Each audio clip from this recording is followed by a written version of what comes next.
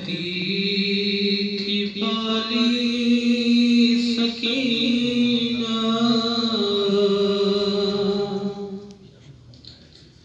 کب وطن کو پھوپھی جان چلو گی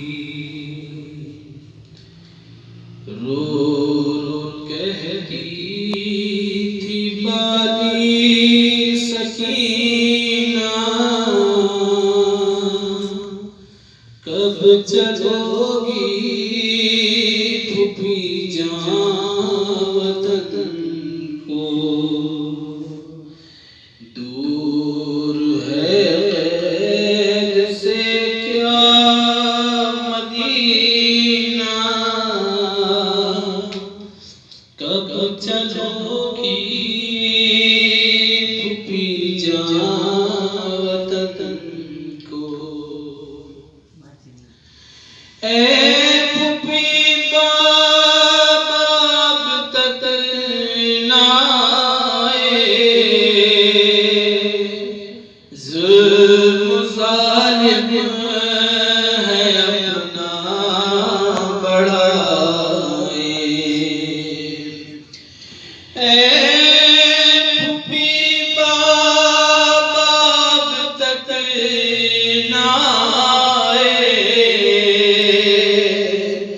ظلم ظالم ہے اپنا بڑھائے اب تو مشکل ہے دنیا میں جینا کب چلو گی پھوپھی جان وطن کو رو رو کہتی تھی بالی سکینہ کب چلو گی پھوپھی جان وطن کو بھیا اکبر کہاں رہ گئے ہو دور تم کیوں بہن سے ہوئے ہو بھیا اکبر کہاں رہ گئے ہو دور تم کیوں بہن سے ہوئے ہو یاد تم کو نہیں کیا سکینہ کب چلو گی پھوپھی جان وطن کو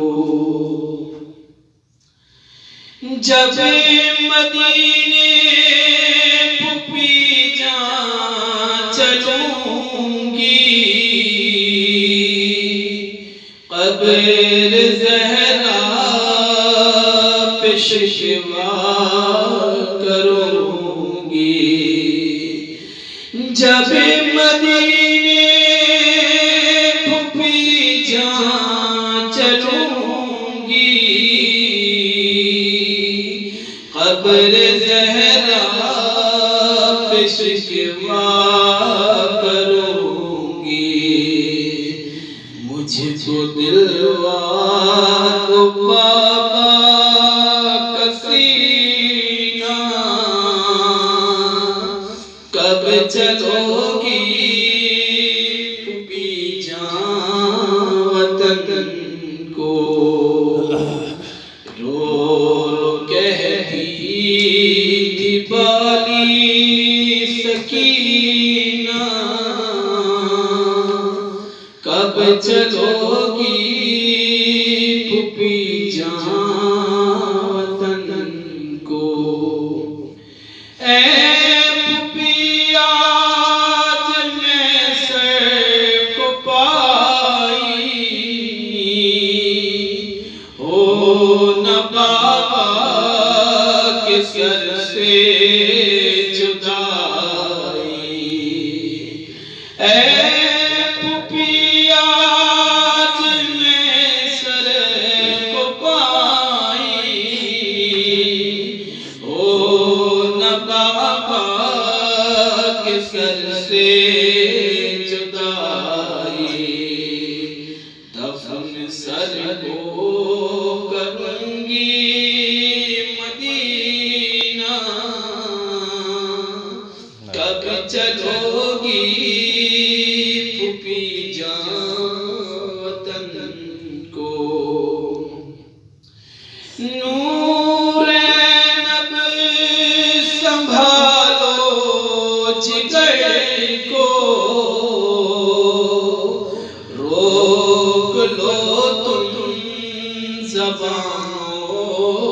قلم کو، نور عینب سنبھالو جگر کو،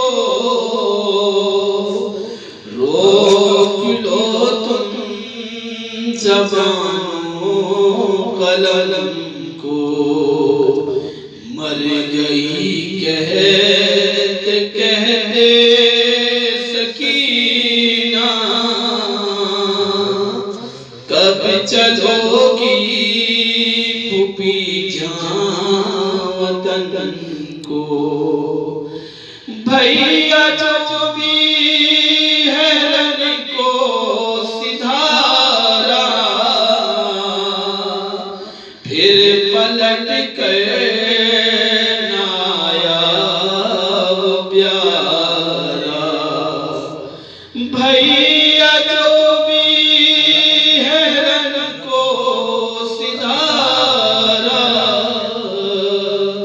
پھر پلٹ کر نہ آیا وہ پیارا، ایسا پانی نہیں مجھ کو پینا، کب چلو گی پھوپھی جان وطن کو، رو رو کہتی تھی بالی سکینہ۔ ماشاء اللہ ماشاء اللہ۔ اللهم صل على محمد وآل محمد۔ رحم اللہ الفاتحہ۔ بسم اللہ الرحمن الرحیم۔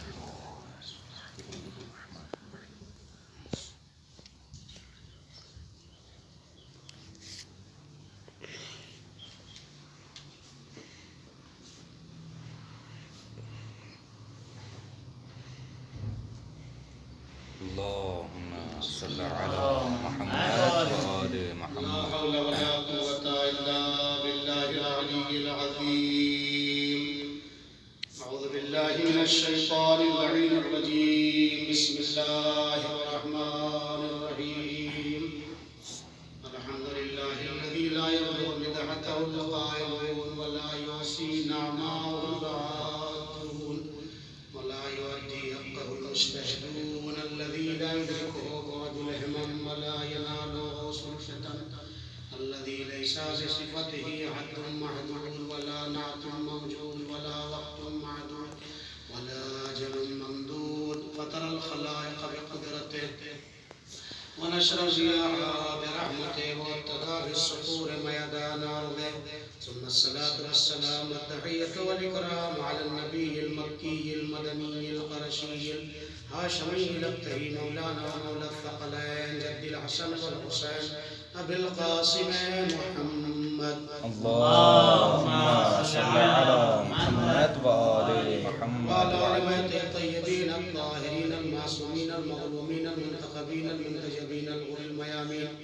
ولعنة الله على أعدائهم وغاصب حقوقهم أجمعين. أما بعد، قد قال علي بن الحسين عليهما السلام: ثلاث منجيات للمؤمن: كف لسانه عن الناس واغتيابهم واشغاله نفس ما ينفعه لآخرة ودنيا وطول البكاء من خشيته. صلوات محمد. اللهم صل على محمد وآل محمد وعجل فرجه. حضرات سے التماس سے متصل الحمد و تین وقت اخلاص کی فرما کر ضرور نصاب بنت شیر علی، زامن بنت عبداللہ، رقیہ بنت شیر علی، شن فیملی اور جیلہ منا اور اپنے اپنے مہمین کے لیے پڑھ کر بخشنا.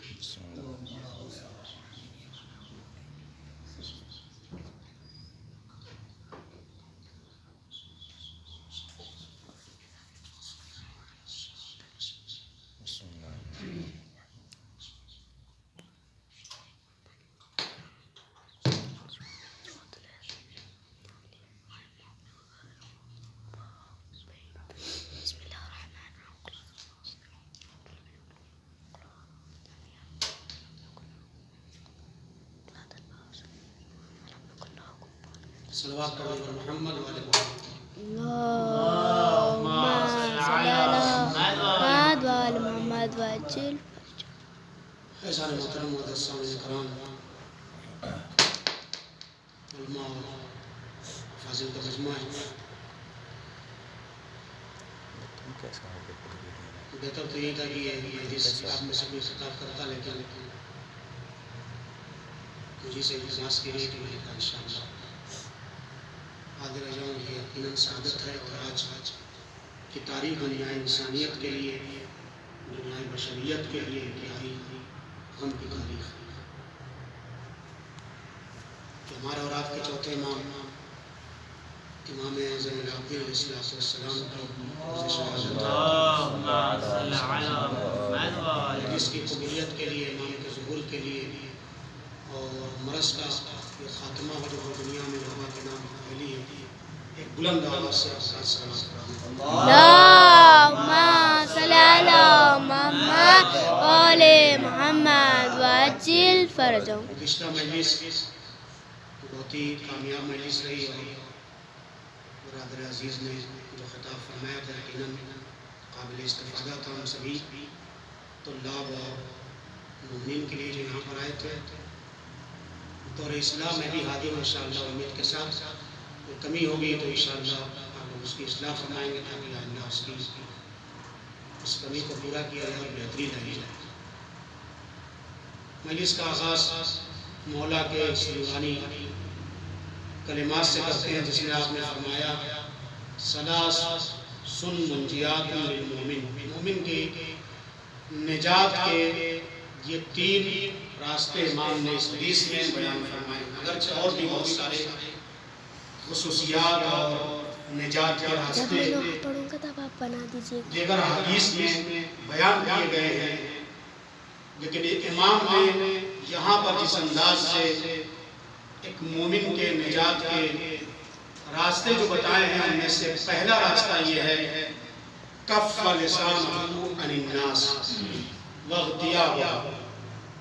انسان مومن کے نجات کے لیے بہترین راستہ یہ ہے کہ وہ اپنی زبان کو کنٹرول میں رکھے اور انسان کے پیٹھ پیچھے اس کی برائی نہ کرے. سبحان اللہ. یہ مومن کی بہت بڑی علامت ہے. اگرچہ اس معاملے میں ہم یقیناً پیچھے ہیں. امام نے جو بھی حدیثیں نورانی حدیثیں ہمارے سامنے یا ہم سے پہلے یا ہمارے لیے یا آنے والی نسلوں کے لیے فرمائی ہیں، وہ اسی لیے ہیں کہ ہم اس کے ذریعے درس حاصل کریں، عبرت حاصل کریں. اگر واقعے کو بنوانے واقعہ بما ہوا واقعہ پڑھ کے تمام کر دیا جائے اور فضائل کی حد تک محدود رکھ دیا جائے تو یہ بات مناسب نہیں ہے. فضائل تو یقیناً پڑھنے سے انسان کو ثواب ملتا ہے، لیکن یہ ثواب اس وقت کو دوبالا ہو جاتا ہے کہ انسان اس کے مطابق عمل بھی کرنے لگے. یہ پہلی علامت بتائی ہے مومن کے نجات کے لیے. اس کے بعد دوسری بات جو بتائی وَاشْغَالَهُ نَفْسَهُ بِمَا يَنْفَعُ لِآخِرَتِهِ وَدُنْيَاهُ. اور انسان اپنے آپ کو 24 گھنٹے میں ایسے کاموں میں مشغول رکھے کہ جس میں یا تو اس کے دنیاوی فوائد اس کے اندر پائے جاتے ہیں، اپنے بھلائی ہو، یا کم از کم آخرت کا فائدہ اس کے اندر پائے جائے. کیونکہ اسلام روحانیت کا مذہب نہیں ہے کہ صرف آخرت کی طرف توجہ دلائے. نہیں، جتنا زیادہ توجہ اللہ نے انسان کو یعنی بیت میں آخرت کی طرف دلائی ہے اتنا ہی زیادہ دنیا کی طرف بھی دلائی ہے. دنیا کے بغیر آخرت کو قسم نہیں کیا جا سکتا ہے. دنیا مدر آخرت لازم اور مطلوب ہے. بغیر دنیا میں انسان کے قدم رکھتے ہوئے، بغیر دنیا میں کسب فیض کیے ہوئے انسان آخرت سے کچھ بھی حاصل نہیں کر سکتا. لہذا آپ تک صاحبان فہم ہے انشاءاللہ جملے کی قدر فرمائیں گے. مذمت بھی دنیا میں کی گئی ہے اور دنیا میں رہنے کے اور فوائد حاصل کرنے کے لیے بھی تاکید کی گئی ہے. روحانیت سے منع کیا گیا ہے، سماجیات اور سیاسیات سے جڑنے کے لیے کہا گیا ہے. اسلام کی تعلیمات اور سب سے زیادہ جس نے سیاست کو دین میں شامل کیا ہے ہمارے یہی چوتھے امام علیہ السلام. جانتے ہیں آپ پڑھ سکتے ہیں ذات جامعہ جو امام علیہ السلام نے حاضر اس میں امام علیہ السلام سے اس میں بھی ایک موجود وساس کرنے کا مقصد صرف یہ ہے کہ جو علامہ اقبال نے فرمایا کہ دنیا کی جو مذمت کی گئی ہے وہ دنیا سے وابستگی کی مذمت کی گئی ہے، نہ دنیا میں رہتے ہی ہمیں آخرت کے لیے کام کرنا ہے۔ مومن کی یہ پہچان، کافر کی یہ پہچان کہ وہ آفاق میں گم ہے، کافر کی یہ پہچان کہ وہ آفاق میں گم ہے، مومن کی یہ پہچان کہ گم اس میں ہے آفاق۔ یہ مولا کائنات کے یا صحیفہ سجادیہ کے جو جملات ہیں اس کو ایک جملے میں علامہ اقبال نے سمو دیا، یعنی دنیا کی بھلائیوں میں گم ہو جانا یہ کافروں کا کام ہے، لیکن پوری دنیا کے اپنے اندر سمو لینا، اپنے وجود کے اندر ضبط کر لینا ایک مومن کی علامت ہے۔ کیا مطلب؟ یعنی دنیا سے وابستہ نہیں ہوتا ہے، دنیا سے فائدہ اٹھاتا ہے، ویسے ہی فائدہ اٹھاتا ہے جیسے ایک مسافر مختلف اسٹیشن سے جب گاڑی گزرتی ہے، کبھی پانی خریدتا ہے، کبھی کھانا خریدتا ہے، کبھی دوسرے اسباب فراہم کرتا ہے، مقصد وہ نہیں ہوتا ہے کہ اتر جائے اور ٹرین آگے بڑھ جائے سوار نہ، اگر وہ اسی میں لگ جائے گا تو ٹرین آگے بڑھ جائے گی، منزل تک نہیں پہنچا سکتا۔ تو انسانی زندگی کی گاڑی بہت دور سے چل رہی ہے، اس دنیا کے پلیٹ فارم پر اس کو تھوڑی دیر کے لیے روکا گیا ہے، تقاضائے تنمندی و خرد یہ ہے کہ سامان سفر آخرت کے لیے تیار کر لو اور دوبارہ آگے بڑھ جاؤ، دنیا سے چپک نہ جاؤ۔ ایک سوال پڑھا محمد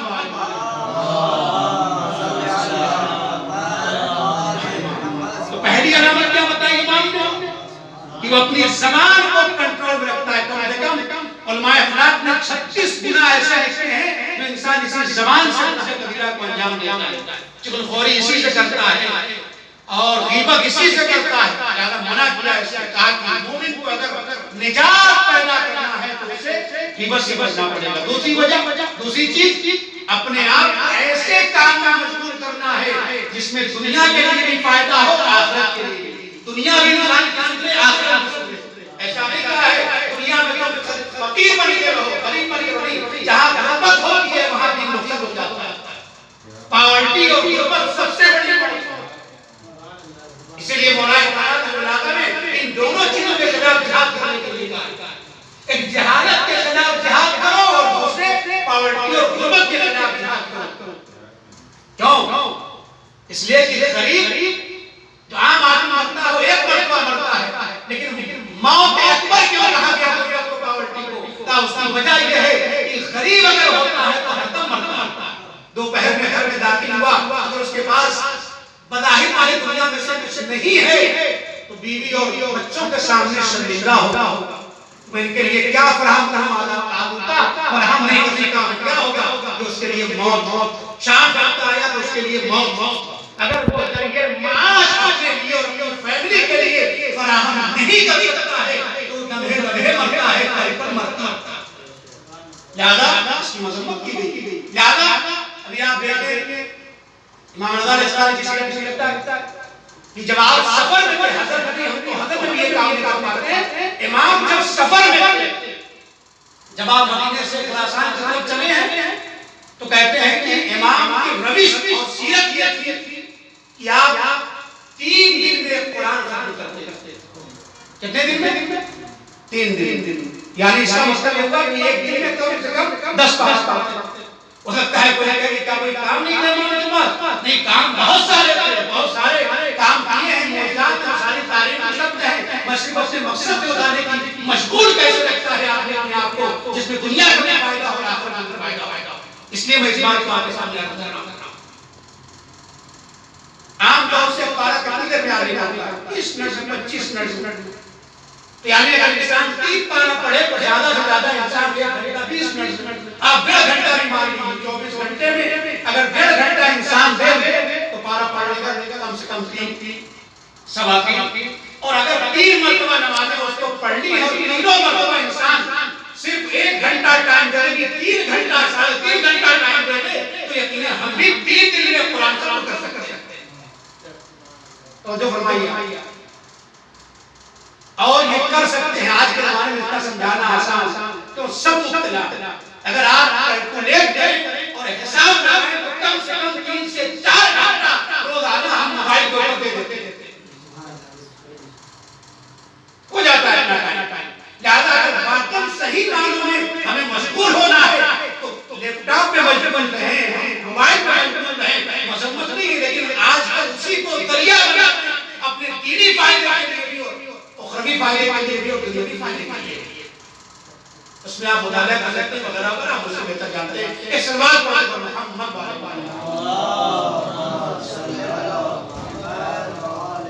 اور تیسری اور آخری مومن کی جو نجات کا ذریعہ مومن کے لیے بتایا امام نے وہ کیا ہے؟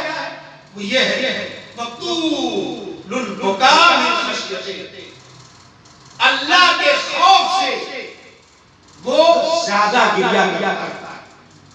5 شخصیتیں کائنات میں جنہیں بکا کا لفظ بتا دیا کہ بکائی ہے کائنات میں سے ایک جناب سیدہ ہے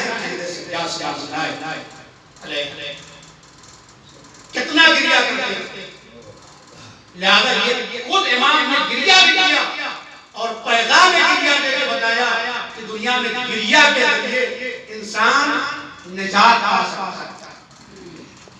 لمبے لمبے سجود کے ساتھ ساتھ طولانی گریہ ہے سجاد الاسلام کا، یہی ذریعے بتایا. خدا کا شکر ہے کہ آج کائنات میں 73 فرقوں میں سب سے زیادہ اگر کسی فرقے کو نجات سے تعبیر کر سکتے ہیں تو ہی مذہب اہل بیت کا مکتب اہل بیت ہے. کیوں؟ اس لیے کہ کائنات میں تمام فرقے گریہ کریں یا نہ کریں، کم سے کم مکتب اہل بیت 2.5 مہینے تک مسلسل گریہ کر کے بتاتے ہیں. پورے سال مجلسوں کے ذریعے گریہ کر کے بتاتا ہے کہ کائنات میں سب سے زیادہ گریہ کرنے والی اگر کوئی قوم ہے تو وہ شیعہ قوم ہے. اور جب یہی گریہ کرنے والی ہے امام کی نگاہ میں یہی کامیابی ہے، یہی نجات یافتگی ہے. ایک سلوات پڑھیں اور محمد والے اللہم صلی علی محمد. گریہ قیامت کے دن ساری آنکھیں روئیں گی مگر وہی آنکھ جو خوف خدا سے رو رہی ہو. تو مسائل سرکار سید الشہداء و اہل بیت کے سن کے رونے والی جو آنکھیں ہیں وہ ہرگز گریہ نہ کریں. لہذا طول البکاء یعنی زیادہ گریہ کرتے تھے امام. اور یہ مومن کی نجات کا بتایا.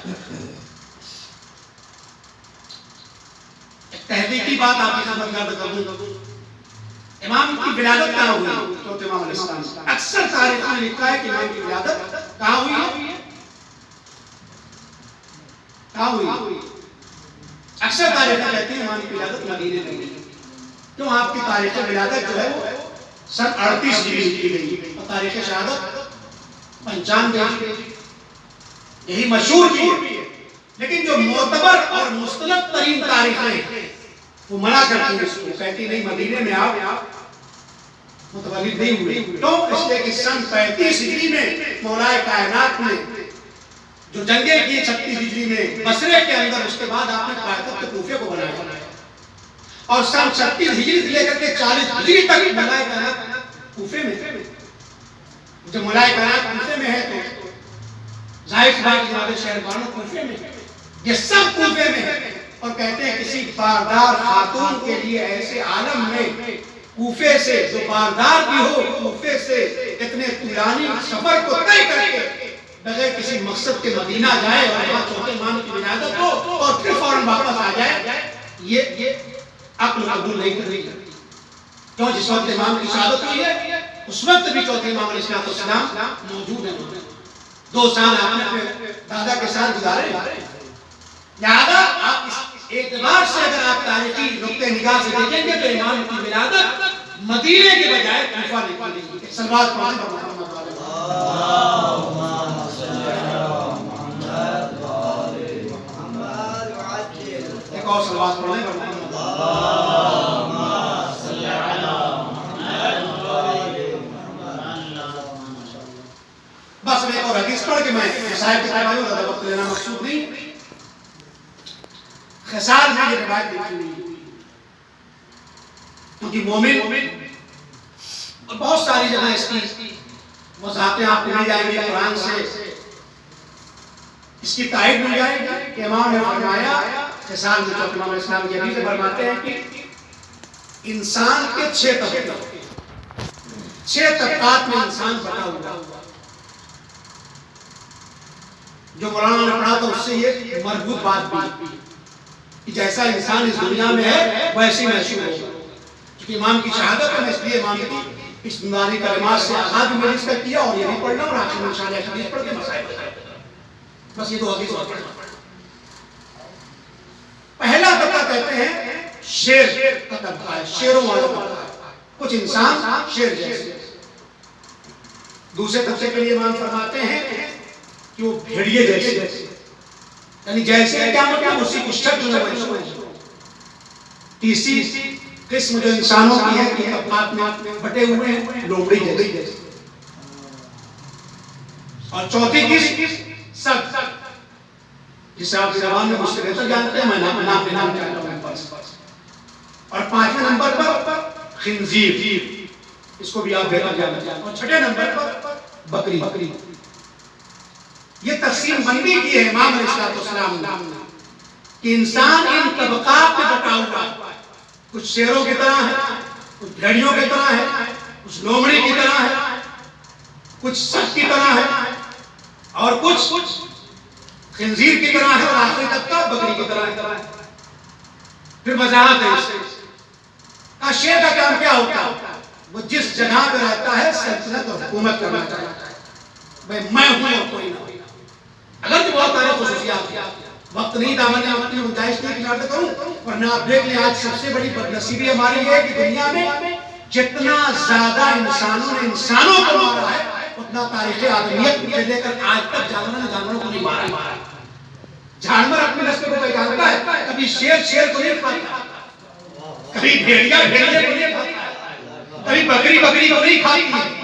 یہ انسان کی بدنصیبی ہے کہ انسان بھی کہلاتا ہے اور اس کی جڑیں بھی کاٹتا ہے، اسی کو مارتا ہے۔ اس کی موقع پہ قرآن نے کہا لَقَدْ ذَرَأْنَا لِجَهَنَّمَ كَثِيرًا مِنَ الْجِنِّ وَالْإِنسِ لَهُمْ قُلُوبٌ لَا يَفْقَهُونَ بِهَا۔ یہ جانوروں کے پس ہے تو جانور کم سے کم اپنی صرف کا اتنا احترام کرتا ہے، کبھی شیر کو نہیں کھاتا ہے، اپنی صرف کا احترام ہے، بھیڑیا کو نہیں کھاتا ہے، اپنی صرف کا احترام ہے۔ لیکن جب انسانوں میں آتے ہیں تو جس سے موری کو کھا جاتا ہے، ایک انسان پہ حملہ کر لیتا ہے۔ اور یہ بھی سن لیجیے، آج جتنے بھی جانور ہیں سب کے حملے کے انداز کو نہیں پتا، آپ اندازہ لگائیں۔ ہاتھی مارتا ہے تو کیسے مارتا ہے؟ سور سے مارتا ہے، نے سنا اپنے ہاتھی نے پیر سے مارا، ہاتھی سور سے مارتا ہے۔ شیر اپنے دہن سے کھاتا ہے، چیر پھاڑ کرتا ہے، بھیڑیا چیر پھاڑ کرتا ہے، بیل اپنی سینگ سے مارتا ہے، سانپ اپنے ڈنک سے مارتا ہے۔ یعنی جتنے بھی جانور ہیں سب کے حملے کے طریقے بھی پتا ہیں، اور جب طریقے پتا ہے تو انسان بچ جاتا ہے اور بچنے کی کوشش کرتا ہے، چاہے نہ بچ پائے۔ لیکن یہ بدنصیبی انسان کی ہے کہ آسمانوں کا صاحب ہوتا ہے، اس کے حملے کے انداز کا آج تک پتا نہیں چلا۔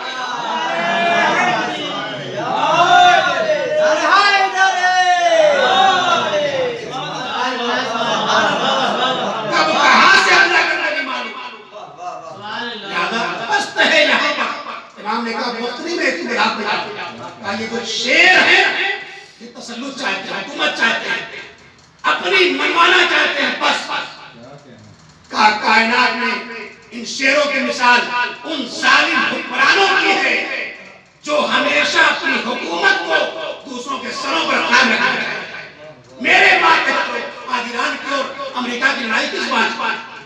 اسی لیے تھوڑی کہہ رہے ہیں وہ کہ تم ہمیں کچھ مال دے دو، ہمارے ماتحت ہو جاؤ، ہماری غلامی کرو، جیسے دنیا کے دوسرے ممالک ہماری غلامی کرتے ہیں۔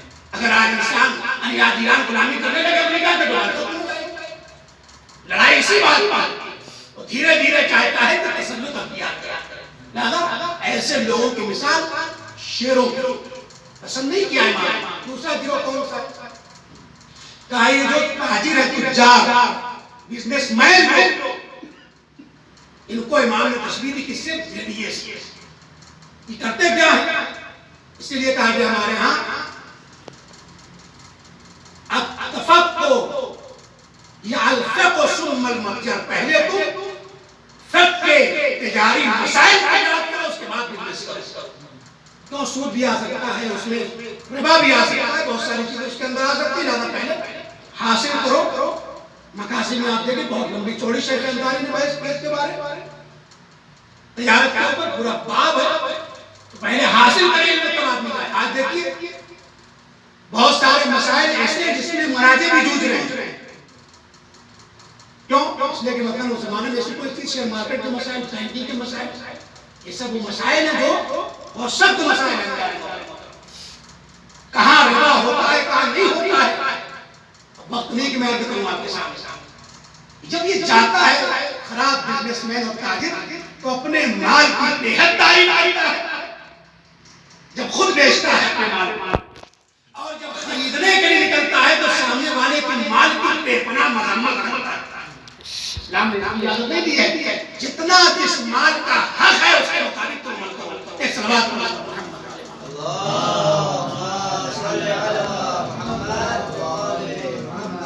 لہذا ایسے تاجروں کی مذمت کی. بھیڑیوں کی شکل میں مشہور ہے. تیسرا طبقہ علماء کا، ان کو لومڑی کہا ہے. لومڑی کی تشبیہ، علم سے کچھ نہیں ہوتا. العلم حجاب، علم حجاب، العلم ضلال، علم گمراہی.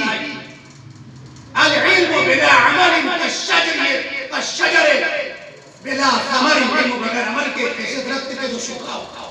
العلم بلا عمل كالرمي بلا وتر، علم بغیر عمل کے ویسے ہی جیسے آدمی کے پاس کمال ہوتی، علم کی کوئی، علم کے اندر کوئی کمال نہیں. علم ایسی جیسے میرا دائنا ہاتھ، میں چاہوں تو کسی گرتے ہوئے انسان کو سہارا دے دوں اور چاہوں تو گرتے ہوئے انسان کو ایک گھوسا مار کے اس کو زمین بوس کرو. بذات اس کے اندر علم کے اندر کمال جب پیدا ہوگا اس کے مطابق کمال ہوگا. اس میں بھی ہم پیچھے، میں ہوں آپ کو نہیں کہہ رہا، حقیقت میں ہم بہت ساری چیزیں جانتے ہیں اس کے مطابق عمل نہیں کرتے. توجہ آپ کی. لہذا علم کی مذمت کی گئی. علم پردوں کو چاکری کرتا ہے اور حجاب پیدا کرتا ہے. علم انسان کو ترقی سے روک دیتا ہے. علم انسان کو گمراہی کے